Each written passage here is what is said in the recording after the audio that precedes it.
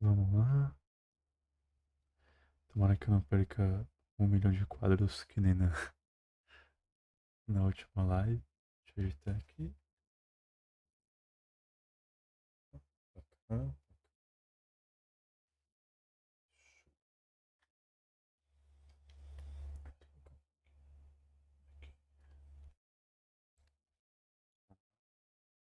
ah, puxar mais pra mim.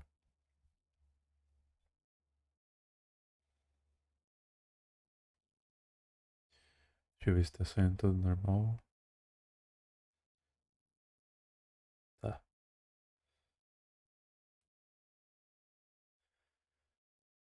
Boa noite. Bom dia, boa tarde pra quem tá assistindo no YouTube. É, meu nome é Henrique Martins. Um dia eu vou ser professor. Mas enquanto eu não sou, eu falo algumas coisas por aqui. Aprendo algumas coisas por aqui. Sacou? Mais um dia, além do nosso belíssimo livro.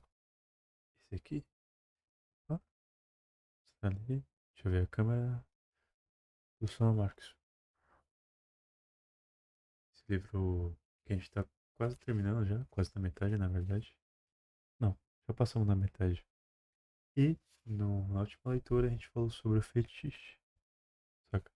Recapitulando. Fetiche é toda aquela. Hum, segundo o que eu entendi no livro, né? Não sou especialista em porra nenhuma. Fetiche é todo aquele imaginário que existe em torno de um produto, um material, saca?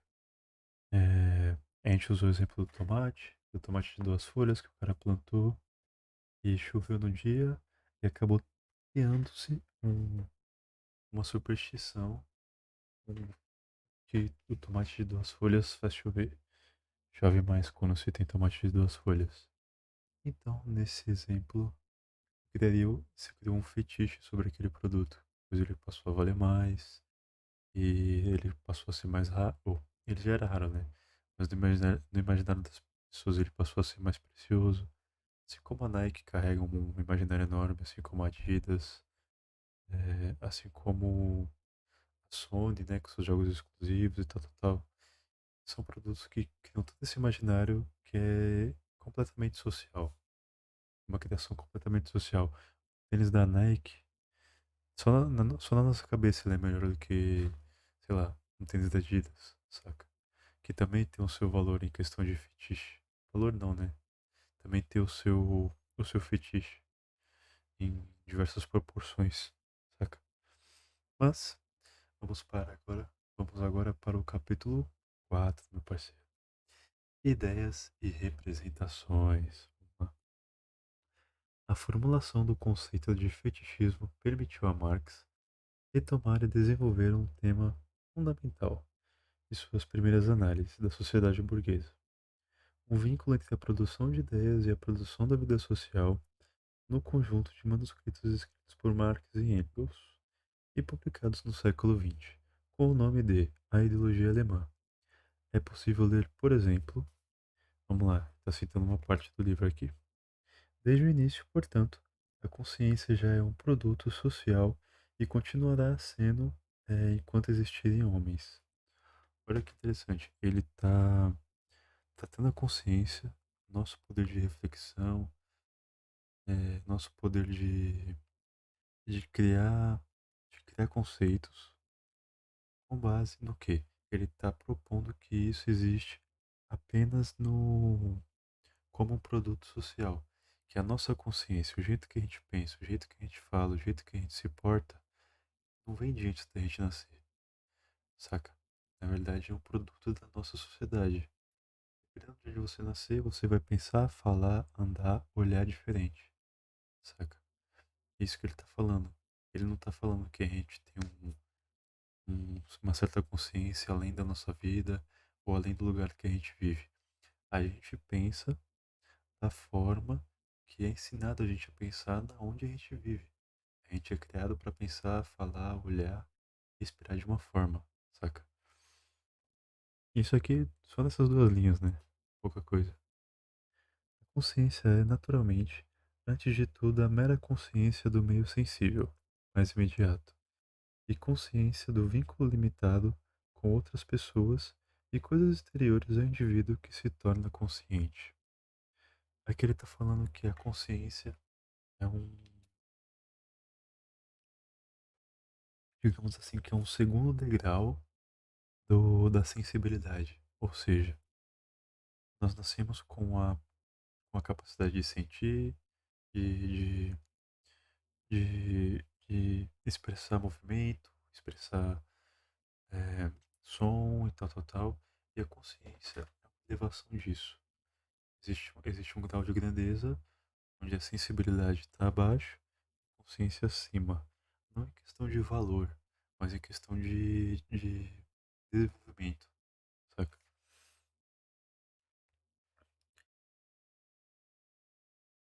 A partir do momento em que surge uma divisão de trabalho material e trabalho espiritual. A partir desse momento, a consciência pode realmente imaginar ser outra coisa diferente da praxis existente, representar algo realmente sem representar algo real. A partir de então, a consciência está em condição de emancipar-se do mundo e lançar-se à construção da teoria, da teologia, da filosofia, da moral, etc. Puras.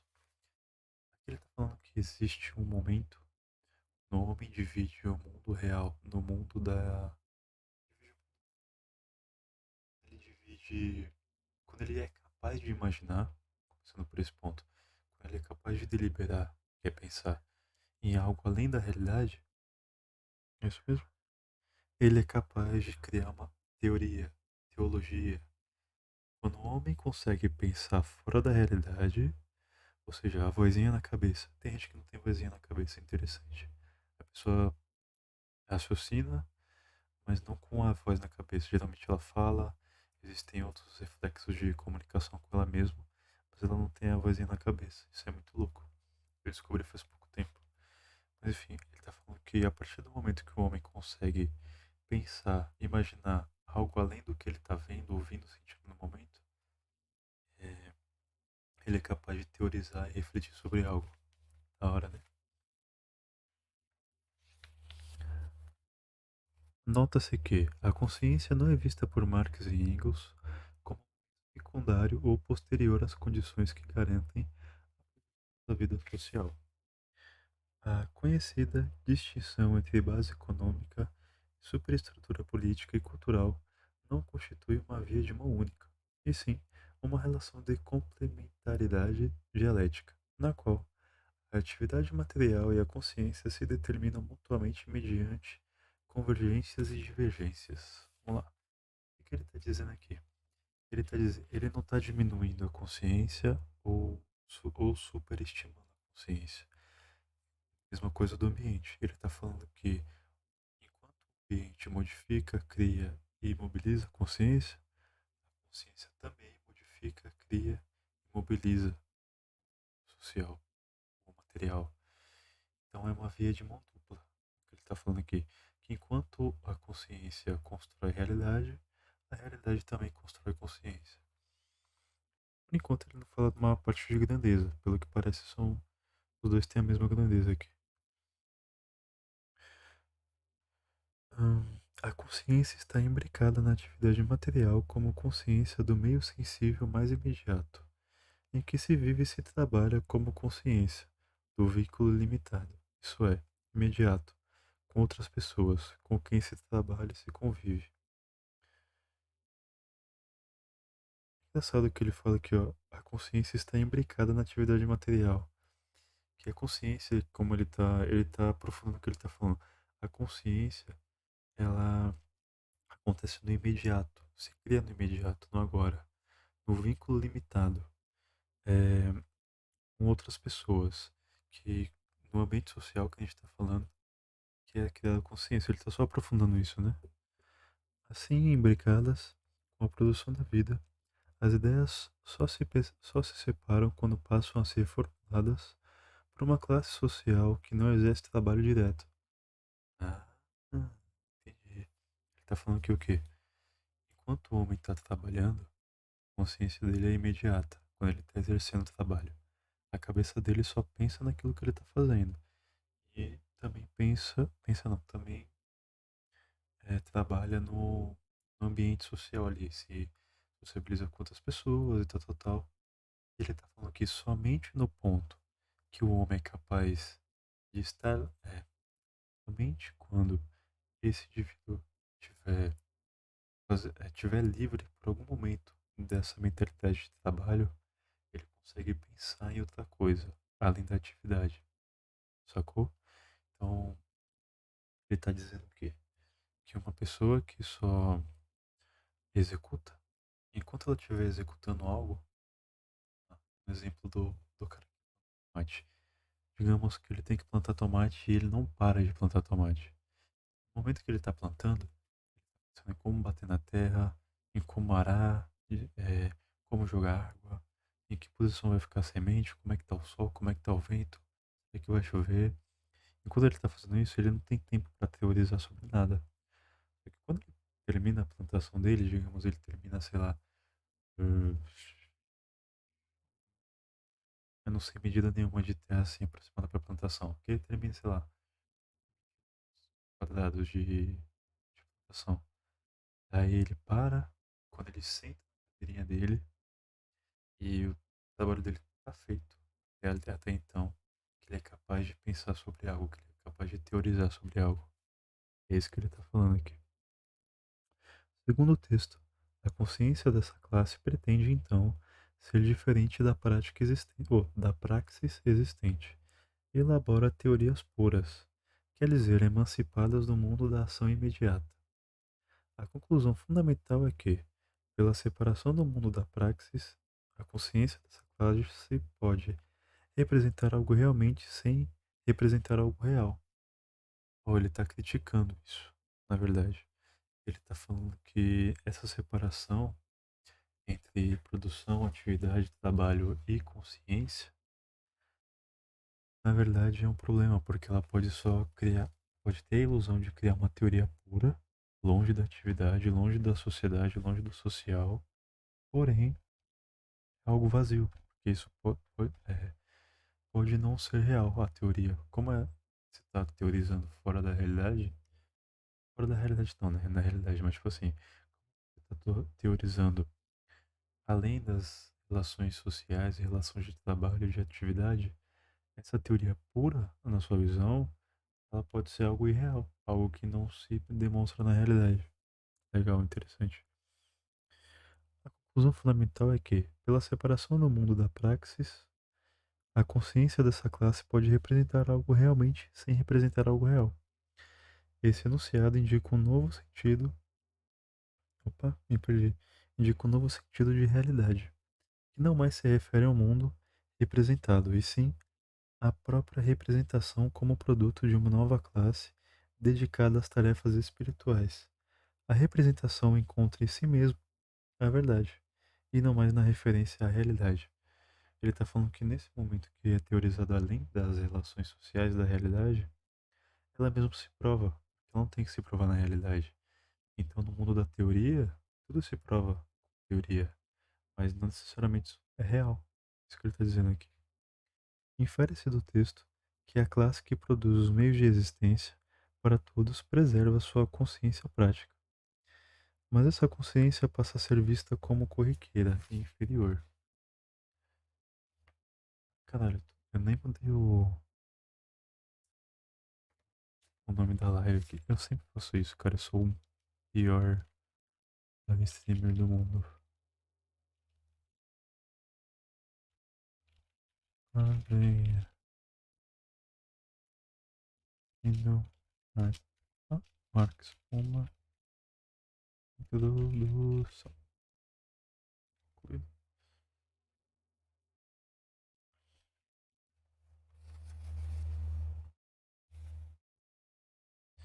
Vamos lá. Onde é que eu parei? Infere-se do texto que a classe que produz os meios de existência para todos preserva sua consciência prática, mas essa consciência passa a ser vista como corriqueira e inferior, quando comparada às formas da consciência pura. A classe, olá, Como o cara teorizava além da. Como é que existe a teorização fora da realidade, a- nesse momento a teorização na realidade é visto como inferior, porque a teorização fora da realidade ela é vista como pura. E o cara que só executa, executa, executa, para esse que está tá pensando em algo além da realidade, algo puro, para ele, aquele que só executa e não pensa na cabeça dele, né? Na concepção dele é inferior, coisa que não necessariamente é verdade. Hum, a classe está ainda ligada à atividade material e desqualificada como produtora de ideias pela classe especializada no trabalho da representação. A produção da vida não parece digna de ser objeto de consciência, se por consciência são entendidas as formas de representação emancipadas do mundo. Aqui ele está falando que essa teorização ela hierarquiza as pessoas e os pensamentos dela, como se a pessoa que trabalhasse, a pessoa que estivesse no arrebento ali se fudendo, tivesse, ela não pensasse, não tivesse consciência. Essa concepção que a gente tanto tem das massas, né? As massas. Pensa de as massas, mano. Todo mundo pensa. Todo mundo, mesmo que não seja o mesmo que a gente pense, que são outras visões de vida, todo mundo tem capacidade de raciocínio. E a gente não é diferente, porque eu tô lendo um livrinho aqui, não sou diferente de um cara que ripa todo dia aí, tá ligado? Não sou maior. Provavelmente menor que o cara sou. Porque provavelmente esse cara passou por muitas coisas que eu não passei e nem vou passar. E ainda assim ele tá lá. Saca? Vamos lá. Esse raciocínio reaparece 2 décadas mais tarde, quando Marx escreve no livro 1, O Capital, que os agentes da troca, presos ao fetichismo, realizam de modo inconsequente a abstração que estabelece o valor da mercadoria. Eles não sabem disso, mas o fazem. A forma mais simples da sociabilidade capitalista à mercadoria exacerba a desqualificação e o rebaixamento da consciência prática registrada antes. Agora não como produto da divisão das tarefas materiais e espirituais, e sim como resultado do próprio fetichismo. Outra fita aqui, né? Que ele tá falando que o próprio fetichismo ele contribui para essa o fetichismo, aquele conceito que a gente falou de supervalorizar um produto, que nada mais é pensamento fora da realidade, né? Que a gente estava falando, fora, entre aspas, né? É feito na realidade, mas ele não representa a realidade em si. Ele está falando que esse pensamento, que esse fetichismo, também se torna um instrumento para menosprezar o pensamento do cara que produz, do cara que, sabe? Vamos lá, vamos exemplificar na realidade. A gente fala, como é que pode o cara pobre tem porra nenhuma parcelar um iPhone, qual iPhone que tá hoje em dia, não sei, 10, 15, 20, que parcelar um iPhone em 15, 20 vezes, sendo que o cara não tem porra nenhuma. A gente trata a pessoa como se ela fosse, como se ela não pensasse, como se ela não tivesse capacidade de refletir. Mas quando na verdade isso é o fetichismo enfiado na cabeça dela, que ela precisa ter esse telefone, que se ela tiver esse telefone ela vai ser maior, vai ser mais respeitada, vai ser olhada com bons olhos, vai tirar fotos boas, vai se sentir bonita, etc e tal. E a gente pensa que isso não tem valor, que na verdade a culpa é do indivíduo ali, mas na verdade não, saca? Então, tipo assim, é algo que existe na realidade hoje, entendeu? Ahn, cadê? Aqui. Não é preciso saber, conhecer o processo de abstração dos valores de uso para comparar o valor das mercadorias, pois a abstração se sustenta na repetição automática das trocas. A atividade da troca é banalizada a ponto de parecer dispensar a intervenção da consciência. Ou seja, se torna tão natural a compra, o consumo e essa necessidade. para uma necessidade de crescimento. Eu lembro muito daquele filme, O Lobo de Wall Street, e o cara pede pro outro vender uma caneta. Ele cata a caneta da mão dele assim e fala: Anota meu número. Aí o cara, preciso de uma caneta pra anotar, né? Aí ele fala: Te vendo essa aqui por US$ 2. E é exatamente isso, ele criou na pessoa uma necessidade que não existia, entendeu? E isso fica tão natural que não tem mais que. A pessoa não precisa mais refletir para absorver isso, entendeu? Ela não precisa refletir, pensar em como funciona uma troca, ela precisa mesmo daquele produto. É simplesmente jogado na cabeça dela e aquilo se torna tão normal que não passa pela consciência. Tipo assim, daqui até aqui, aqui no meio, assim, não passa. Será que preciso mesmo disso? Não, os caras tá falando que é isso, é isso. E é normal, saca? É disso que eu tenho que correr atrás. Por sua vez, a atividade da produção capitalista reveste-se de uma banalidade ainda maior. Na produção em escala industrial, o trabalhador cada vez mais se limita ao movimento reiterado imposto pela máquina, que rebaixa sua consciência ao nível de mera atenção. Olha só, trabalhei em telemarketing, saca? Trabalhei em uma empresa de resíduos também, que é um aterro de resíduo. E ele falando aqui que a máquina não, não existe que você tenha consciência, apenas que você tenha atenção, saca? Quantos trampos que o seu chefe falar, você tem que prestar atenção. Não você tem que pensar, você tem que questionar isso, você tem que prestar atenção. Quando eu trabalhava nesse aterro, a gente controlava as viagens que entravam, que saíam, que vinha, onde que ficava, que tipo de material e tal, tal, tal. Quanto que gastava disso, quanto que gastava daquilo. E a gente não era inclinado não, não era, vou falar, não era, quando você incitado, cadê qualquer palavra? Cabeça. A gente não era incentivado a pensar em melhores formas de rodar aquele sistema ou questionar aquele sistema como funcionava. A gente era apenas incentivado a prestar atenção.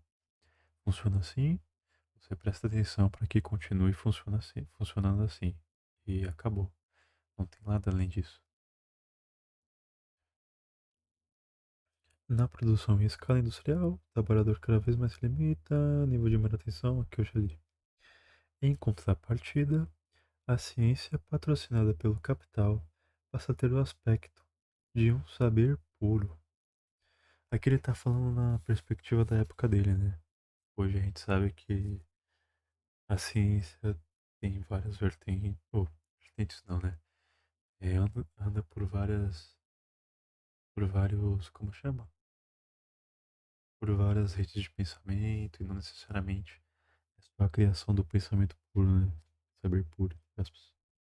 Pois sua técnica não é a do artesão, e sim a de um cientista legitimado por uma teoria formulada em laboratório. A tarefa do trabalhador e a do engenheiro distingue-se como a das duas classes sociais descritas nos referidos manuscritos de Marx e Engels. Aqui ele está falando da divisão entre construção de conhecimento e o trabalhador. Ou seja, como a gente está falando desde o começo, que o papel aqui do capital é individualizar as pessoas e dividir elas, a classe trabalhadora fica como, entre aspas, o idiota que produz, prestar atenção e fazer o que tem que ser feito, e o cientista, engenheiro, ele fica responsável pelo conhecimento puro, pela sabedoria pura. Saca que ele está dividindo Ele tá criando castas na sociedade, mesmo que não fique claro que é isso. É isso que tá sendo criado aqui. É isso que ele tá questionando e contestando.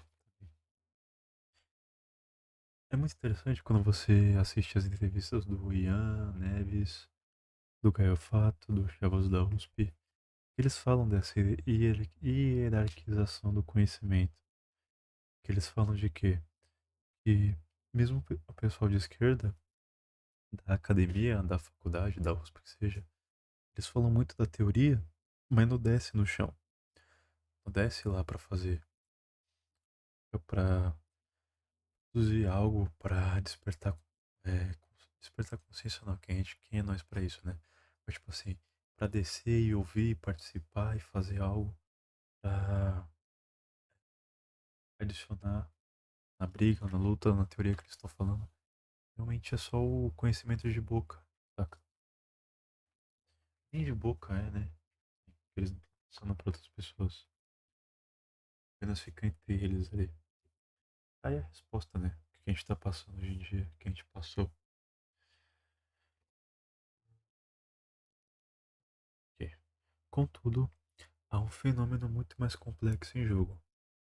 No esvaziamento capitalista da consciência ligada à produção da vida, operam mecanismos que podem ser chamados de representação prática e que vão desde o simples uso do dinheiro nas trocas até as figuras complexas do capital financeiro e de renda monetária.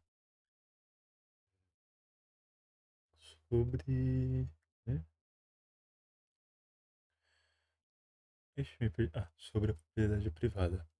É importante desenvolver um pouco mais esse ponto. Em diversos momentos da crítica econômica política, elaborada a partir de 1858, Marx descreve a capacidade de certas formas sociais em representar o movimento das formas mais simples, começando pela troca direta de duas mercadorias. A mercadoria que atua como equivalente representa, no vocabulário de Marx, o valor da mercadoria por ela trocada.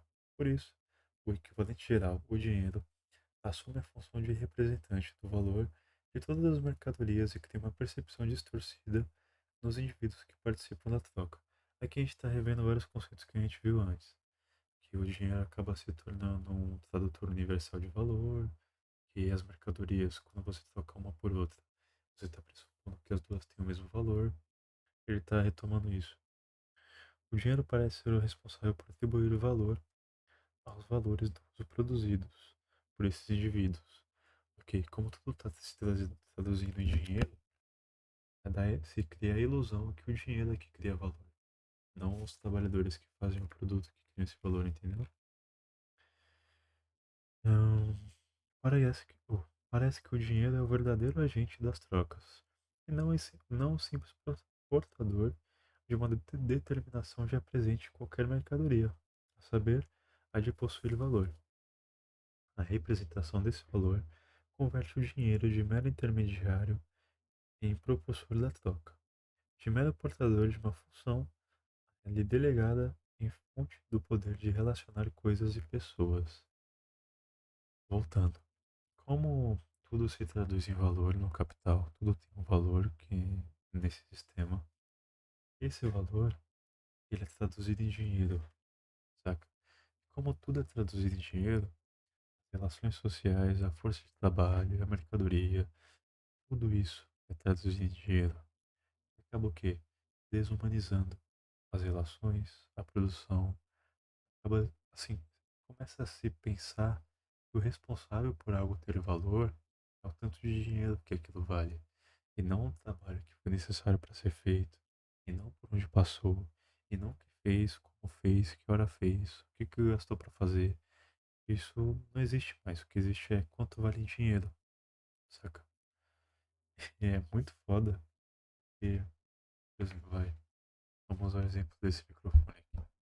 Esse microfone alguém fez em algum lugar durante muitas horas. Extraiu o material de algum lugar durante muitas horas por alguém. E alguém transportou, alguém, etc, etc, etc e tal. Esse microfone, para mim, O valor, assim, para mim, eu que sou um comprador, isso não passa pela minha cabeça. Quem fez, como fez, onde tirou o material, o que passa por mim é o quê? Quanto que é o valor em dinheiro? Esse é o valor desse produto, não mais o que precisou ser passado para ele ser feito, e simplesmente a tradução dele em dinheiro.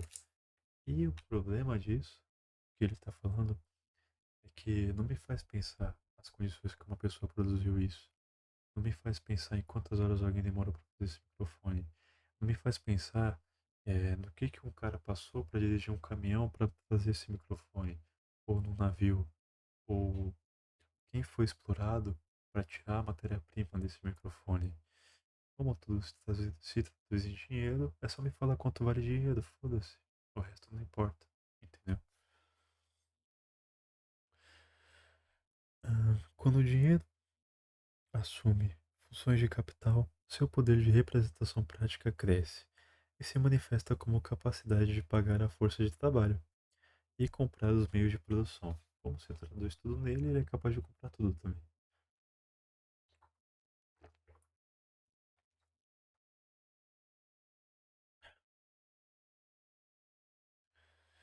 Mais do que o dinheiro por si próprio, o capital investido na produção de mercadorias passa a representar essa produção como o agente principal do processo de criação de valor, tomando o lugar do trabalho.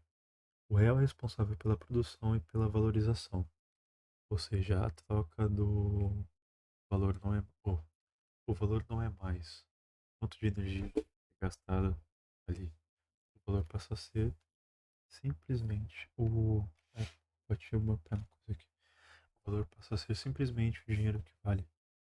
Como eu falei, apagando toda a produção que é envolvida ali. Por ser o proprietário dos meios de produção, o capital é proprietário da mercadoria a ser produzida. Ah, cadê? Comanda o processo de trabalho e se apropria da riqueza e do valor gerado. Em todos esses momentos, a propriedade privada confere ao capital o poder de representar. Opa, deixa eu voltar aqui. Em todos esses momentos, a propriedade privada confere ao capital o poder de representação prática. A partir dessa forma fundamental da representação, desenvolvem-se outras formas mais complexas, sempre, sempre baseadas no direito de propriedade. Ou seja, que, naquele exemplo do cara do tomate lá, ele plantava sozinho, de boa, trocava o que ele plantava por um pouco de arroz, um pouco de batata, ficava com um pouquinho do que ele plantava e comia. Aí chegou um maluco, invadiu a terra dele, expulsou ele da terra e falou: Você pode continuar plantando tomate, eu te pago um pouquinho, uma merreca por mês, te pago, sei lá, 10 moedas de cobre, digamos assim. E eu tenho essas máquinas aqui e você vai produzir o máximo que você conseguir. Eu vou te dar essas 10 moedinhas no final do mês. Você produzindo pouco, eu te mando embora. E tem vários para plantar aqui. Você produzindo bem, eu te mantenho. Talvez até aumente seu salário. O cara, antes ele produzia para comer e era tudo de boa. Produzia, tocava o que ele precisava.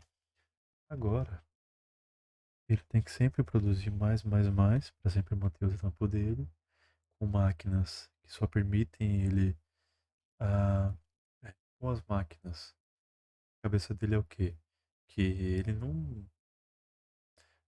ele, assim, ele está distante daquilo que ele produz. O empregador distanciou ele disso.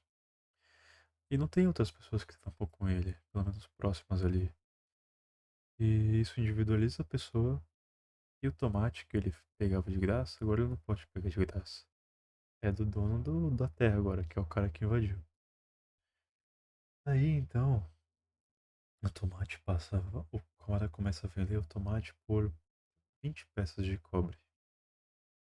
Ou seja, uma plantação inteira que ele comia e tocava, agora ele não pode comprar um tomate. Entendeu? Ele individualiza a pessoa, ele separa a pessoa do trabalho dela, ele transforma a produção da pessoa em dinheiro, vende isso, ou compra a força de trabalho dela, depois vende o resultado, ele fica com o restante daquele lucro daqueles tomates e ele repassa uma merreca pro cara. E é isso. Saca? Seja feliz.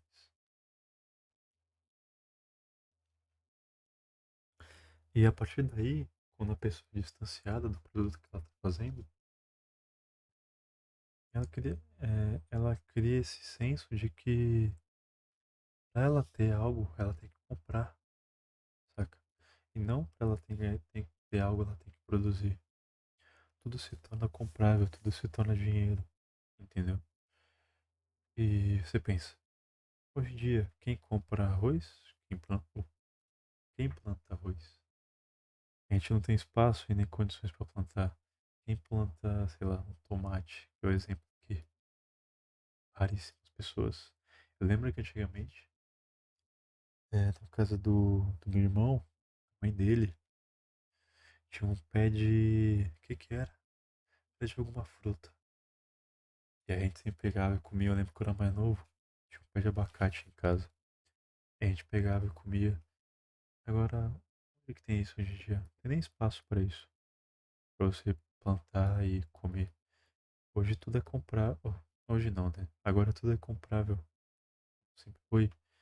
E são exceções as pessoas que plantam e comem o que plantam e fazem parte daquilo que produzem. Isso traz mais paz. Cria mais paz. Creio que sim, talvez. Sei lá. É um questionamento que eu não sei dizer uma resposta certa. Por exemplo, a expressão da escala.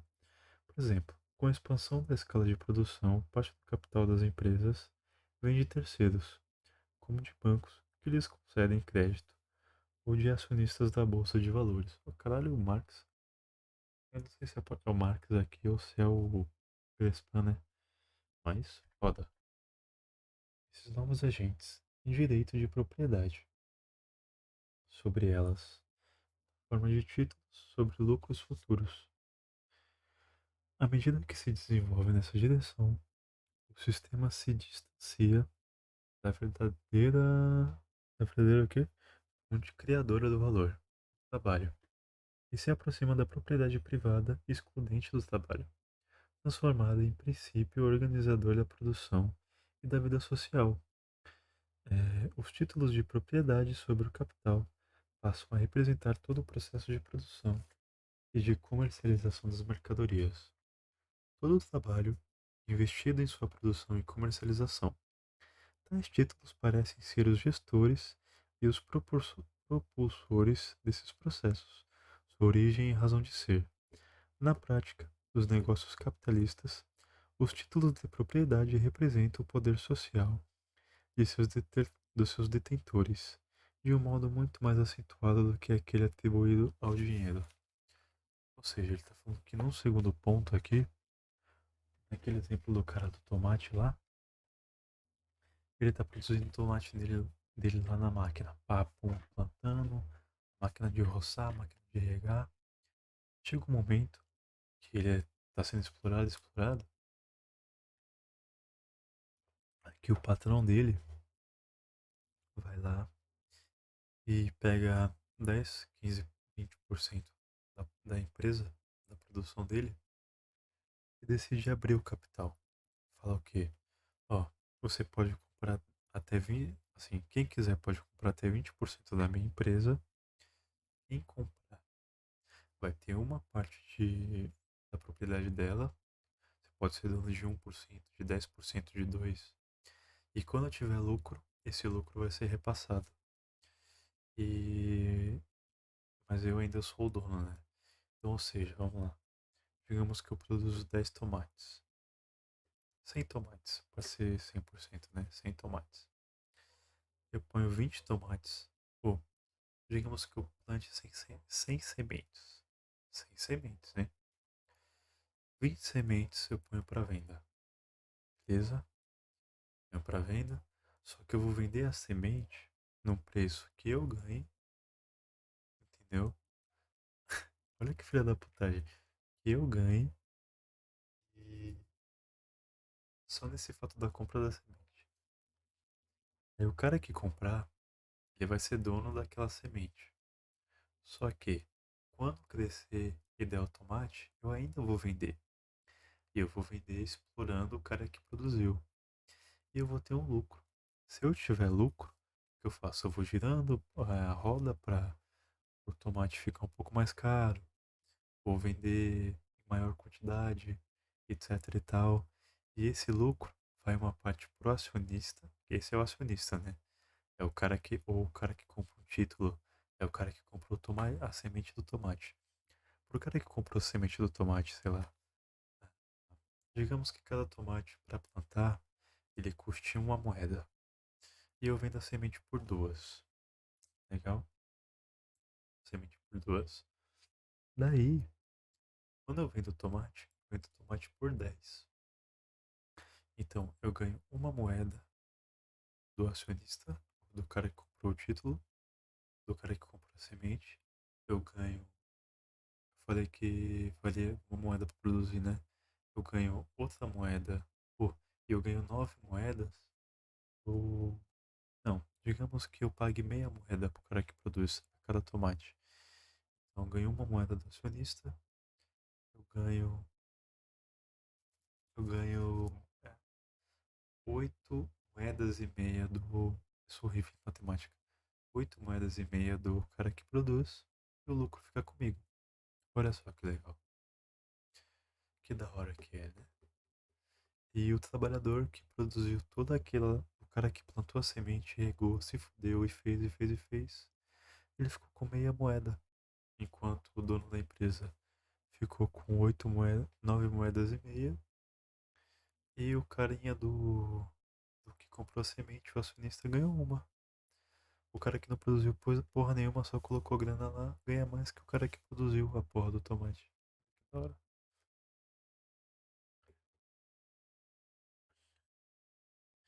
Por esse processo de representação, o trabalho deixa de ser o eixo da sociedade, que passa a girar em torno da propriedade privada. Essa é a face mais acabada do fetichismo, conforme o qual não se trata mais de converter sujeitos, em colocar, é, oxe, converter sujeitos, isso mesmo, converter sujeitos em coisas e coisas em sujeitos, como na etapa mais simples da análise da mercadoria. Sob a forma complexa dos títulos de propriedade, o fetichismo se define. Olha lá, aqui ele está aprofundando o argumento, hein? Verdade, o fetichismo se define como o poder das representações em comandar o trabalho e a vida. Olha só, o fetichismo aqui, ele passa do primeiro momento, que era o quê? Era o fetiche sobre o produto, aquilo do tomate de 2 folhas. E o fetichismo aqui ganha tal forma que ele comanda não, que ele é um pilar da relação de trabalho, da vida das pessoas, saca? Toda a criação social sobre o produto é o pilar que carrega todo o sistema. O, quem compra o tomate lá no final, que acredita que o tomate vale 10 moedinhas, ele sustenta. O cara que vende acredita que aquilo vale 10 moedas, do cara que compra a semente, que acredita que aquilo vale 2 moedas, e o cara que planta a semente, que acha que o tomate no final ganha meia moeda. Toda essa criação social sobre o produto, pilar, esse é o fetichismo. Ele passa a ter esse nível de, de poder em uma sociedade, de comandar tanto a vida quanto as relações de trabalho. O que os indivíduos sabem, o que eles precisam saber para atuar no sistema, é apenas o que o sistema lhes mostra, uma forma distorcida e unilateral dos processos sociais realizados, na verdade, pelo trabalho. Ou seja, como é que o cara vive num meio desse? Só trabalhar, mano. É isso. Trabalho e fica quieto. Assim, as representações práticas que organizam a ação social, como o dinheiro e as formas do capital, representam também, na percepção dos indivíduos, aquilo que eles fazem. O possuidor de dinheiro, como na passagem já citada dos Grundrisse, entende que, como na passagem já citada, entende que carrega seu poder social no bolso. Olha só, nada como não tem nada mais fetichista do que isso. Carregar o poder social no bolso. O possuidor de um título financeiro imagina ser um capitalista. Olha que legal. O cara que compra a sementinha lá do tomate, ele acha que é igual o cara que vende os tomates lá e ganha as 10 moedas. Isso que é pior ainda. Porque ele acha que ele é da mesma classe. Acha que ele é da mesma classe. E o gerente acha que ele é rico, chefe. O gerente acha que ele é dono da empresa. Olha que merda. Essas representações mentais que decorrem das representações práticas são refinadas e sistematizadas por um grupo especial de pessoas, conforme explicam Marx e Engels. Vê se falta muito capítulo aqui. Se falta bastante, eu vou parar daqui. Ah, não, falta pouco. Vou ter que dormir já já. Amanhã como acordo cedo, o bagulho é louco. Falando nisso, vai ter Copa, né? Ter Copa. Caterine Pierces, boa noite, tudo bom? Prazer conhecer, seja bem-vinda. Nessa livezinha aqui eu tô lendo uma introdução de Marx. E aí, tudo bem contigo? Eu não sei porque que não apareceu o chat aqui pra mim, que bizarro. Ou será que vai demorar pra aparecer? Não sei também. Apareceu só no celular. Mas eu vou acompanhar no celular aqui, não tem problema.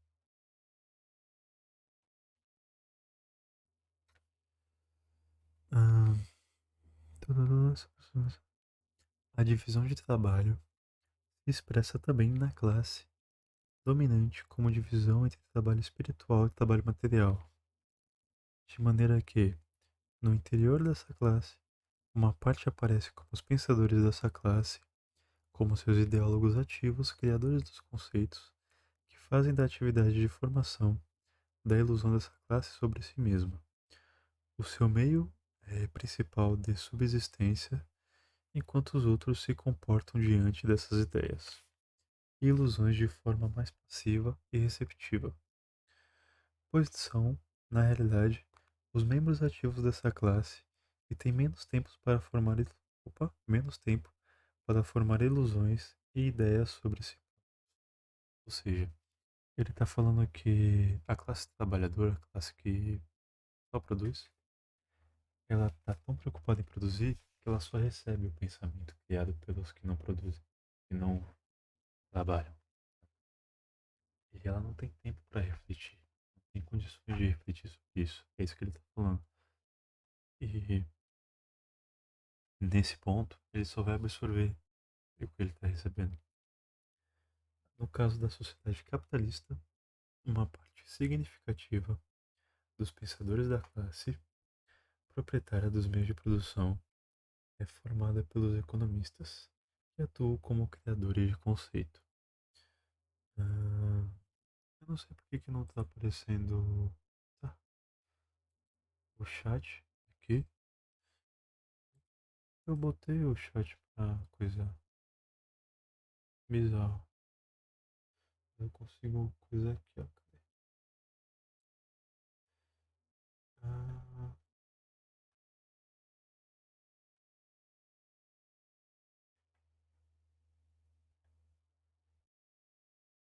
vamos lá, continuando.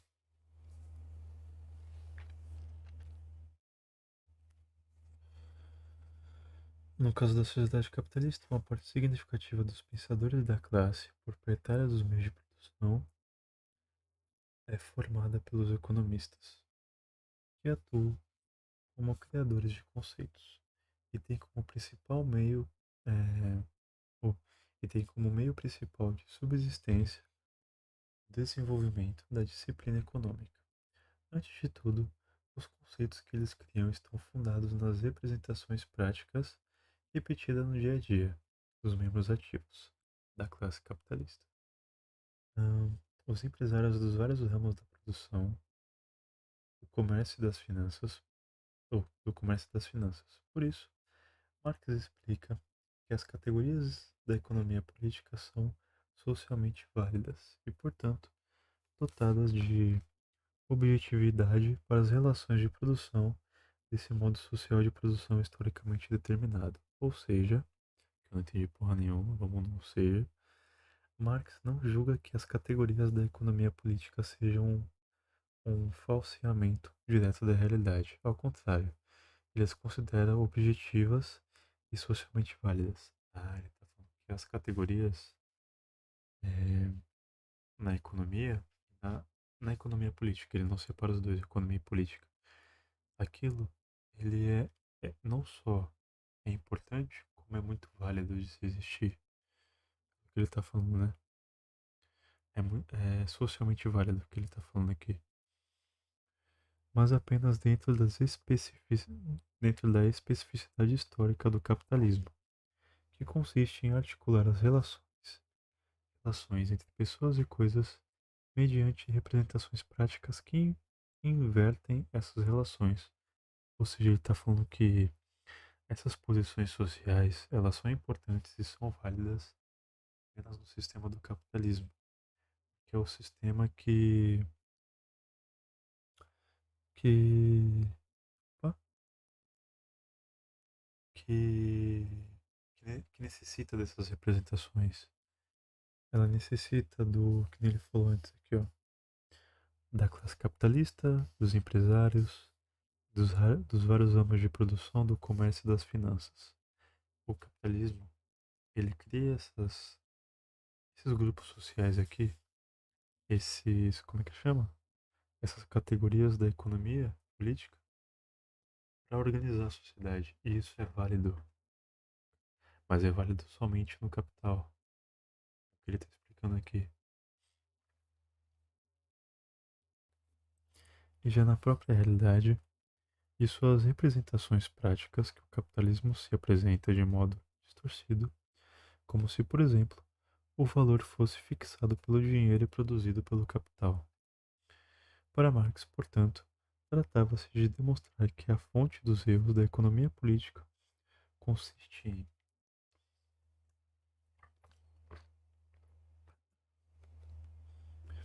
supor os fenômenos econômicos como dados naturais e positivos, omitindo. Opa, peraí, vamos voltar aqui.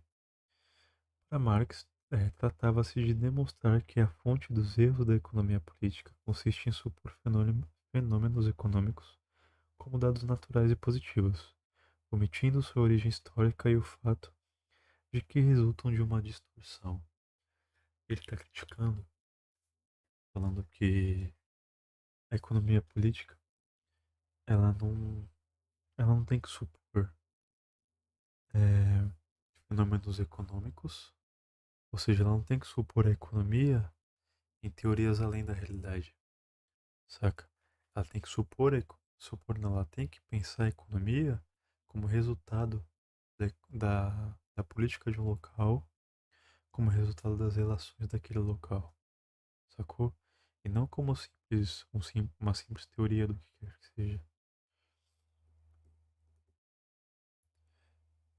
Mesmo os economistas mais respeitados por Marx, como Smith e Ricardo, sucumbiram ao encanto fetichista que imprime às relações sociais capitalistas o caráter natural de coisas e, por isso, apaga sua particularidade.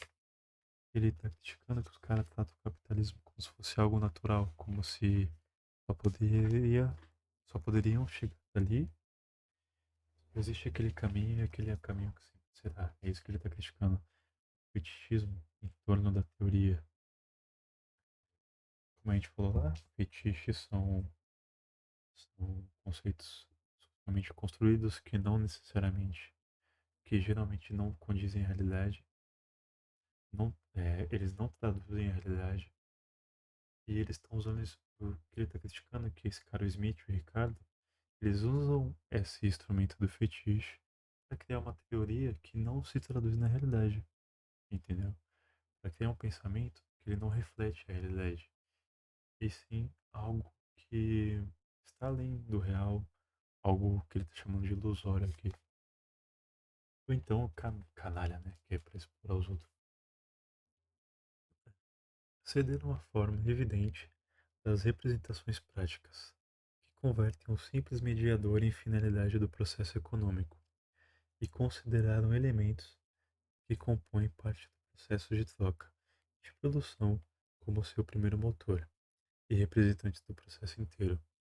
Ou seja, ele está falando que eles estão tendo uma visão muito pequena de todo o processo de produção. Eles estão colocando o valor em coisas como o dinheiro e o fetiche, coisas que eles não deviam colocar o valor.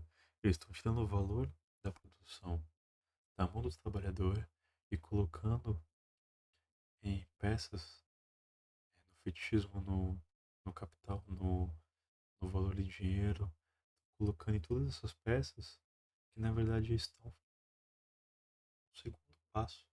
E o primeiro passo de tudo é o trabalhador lá que está se fudendo e produzindo as coisas. E eles não estão falando sobre isso. Essa é a crítica. Essas consequências do fetichismo capitalista correspondem ao que Marx e Engels chamam de ideologia.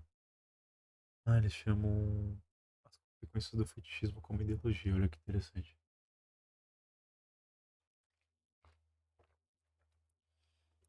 Em 1845 e 47. Ideologia, em primeiro lugar, refere-se à inversão de ideias que tomam a parte pelo todo. Como, olha lá no exemplo. Como ele está usando uma parte do processo, tratando ele como se fosse o processo inteiro, isso aqui é chamado de ideologia para o Marx. Essa falsa visão, saca? O pessoal de esquerda fala de.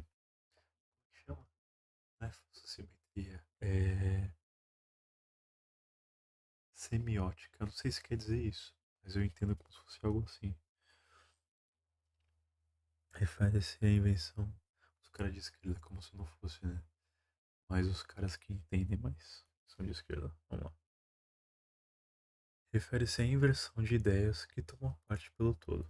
Ideias que, por exemplo, generalizam a perspectiva de uma classe para todas as demais classes da sociedade. Ele está falando que ideologia também é a generalização de um pensamento de uma classe social específica em todas, ou seja, Bolsonaro que fala que bandido bom é bandido morto, que a pessoa só comete crime quando ela quiser, que quem comete crime é vagabundo, quem tá na cadeia é tudo vagabundo, e isso se alastra pela sociedade inteira. Que quem é do MST é vagabundo, tem que morrer, quem faz projeto social é vagabundo e tal, tal, tal.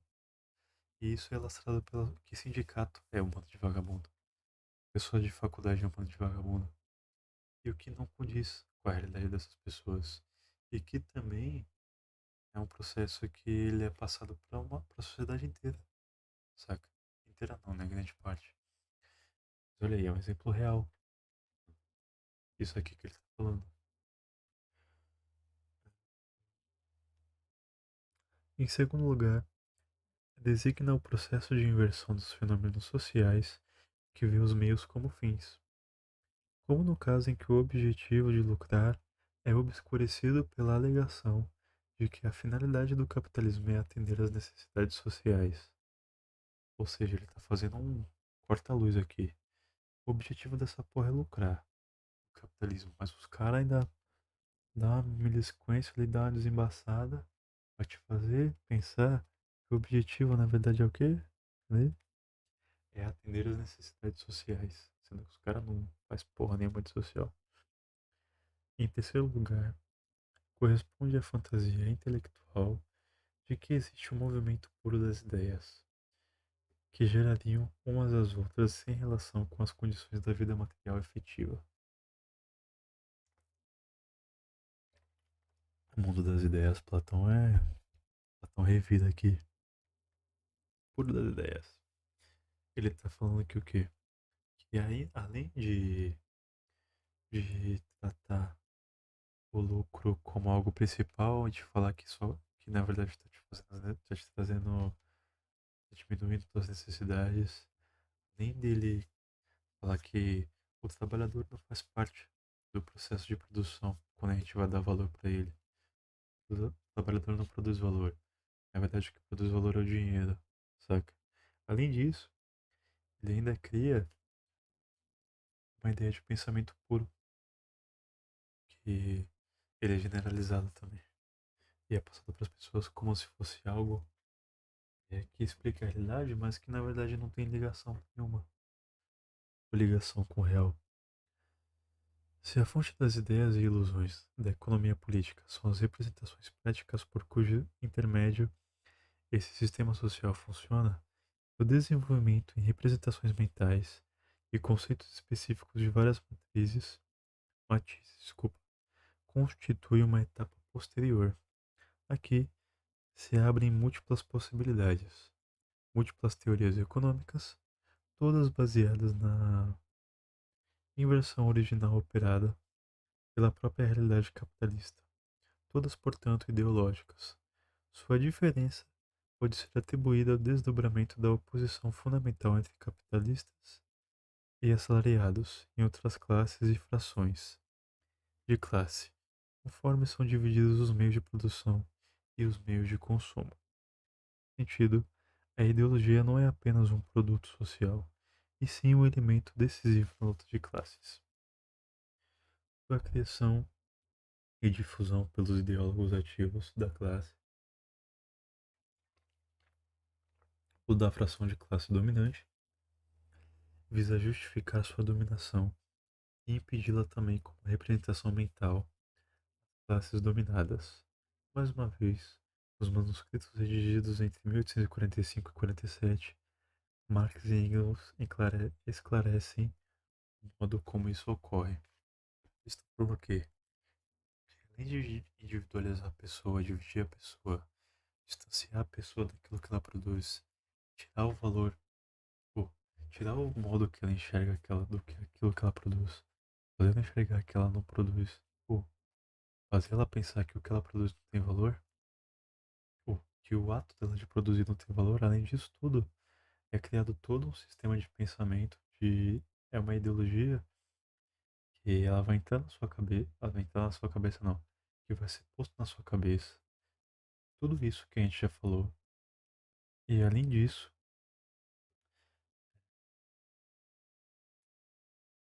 ei cara, me perdi. Além disso, ela vai te impedir ao máximo que ela puder de que você se conscientize. Que a única conscientização que importa é a conscientização dos caras lá de cima. E não de nós aqui embaixo que tá se fudendo. Vamos lá. A classe que tem à sua disposição os meios de produção material dispõe também dos meios de produção espiritual, de modo que a elas estão submetidos aproximadamente ao mesmo tempo os pensamentos daqueles aos quais faltam os meios de produção espiritual. Os indivíduos que compõem a classe dominante regulam a produção e a distribuição das ideias de seu tempo, ou seja, como os caras dominam os meios de produção e dominam o conhecimento, eles basicamente ditam, eles basicamente ditam o que as pessoas pensam e sobre o que elas refletem. Não só objetos tangíveis, também ideias são produzidas e distribuídas por meio de produção espiritual. Hum. Ele está tratando o espiritual como a consciência do indivíduo. Como jornais, livros, escolas, meios de comunicação e redes sociais. O trecho citado generaliza essa situação para qualquer sociedade dividida em classes, mas é ainda mais adequado a um mundo presidido pelo capital, devido ao gigantesco desenvolvimento técnico destinado a aumentar a produtividade do trabalho.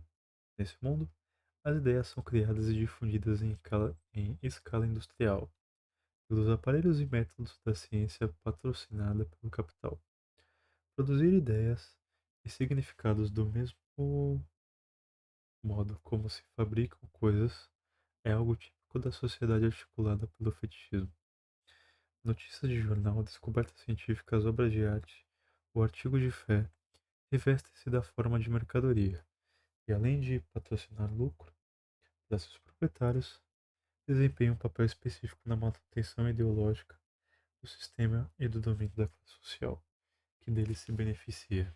Ou seja, além de criar uma conscientização do dono de meio de produção, ele mesmo cria veículos para difundir isso, para traduzir arte, jornal, livro, escola, estudo, ciência, traduzir tudo isso em formas de manter o capital e o fetiche.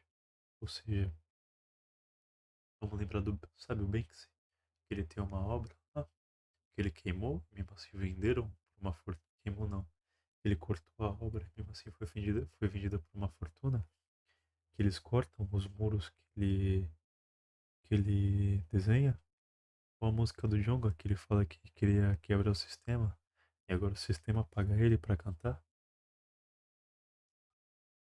Tudo isso são veículos de formas do sistema, da burguesia manter a consciência longe do trabalhador, saca? Pega os expoentes que criticam e puxam elas pro lado delas e tratar tudo aquilo como mercadoria. E aí vai ser só a parte do mesmo, né? Estamos na última folha desse capítulo agora. Contudo, esse domínio não é absoluto. Ainda bem. Para Marx, apesar de submetidos a uma máquina de dominação do pensamento, aqueles aos quais faltam os meios de produção espiritual, isso é, as classes produtoras do mais valor, sempre podem resistir ao poder do sistema. Sempre são capazes de desenvolver seus próprios recursos para produzir ideias contrárias à ideologia e desmistificá-la. Aqui se trava uma batalha desigual, decisiva. O lado crítico e revolucionário, se não dispõe das mesmas armas que seu oponente, tem ao seu favor o fato de que o edifício inteiro do capitalismo, com todas as suas representações práticas e mentais, repousa sobre a fundação precária, uma oposição do capital a si próprio, uma contradição que mina recorrentemente sua expansão e sua resistência. O capital não tem controle total sobre as condições que cria para se reproduzir e ampliar. Nos momentos em que suas contradições irrompem em crises, abre-se uma chance para a transformação radical do mundo. Finalizando esse capítulo aqui, como é que é o nome do capítulo? Ideias e representações. Vimos que ele falou sobre a criação de um consciente, ou de uma consciência coletiva, traduzida em ideologia da classe dominante, ou seja, o burguesão lá, dono do, dono do, dono do meio de produção.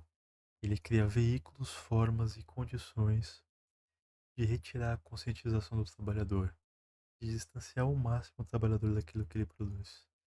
Isso aí, ele quer expandir, crescer e lucrar. A fita é essa, saca?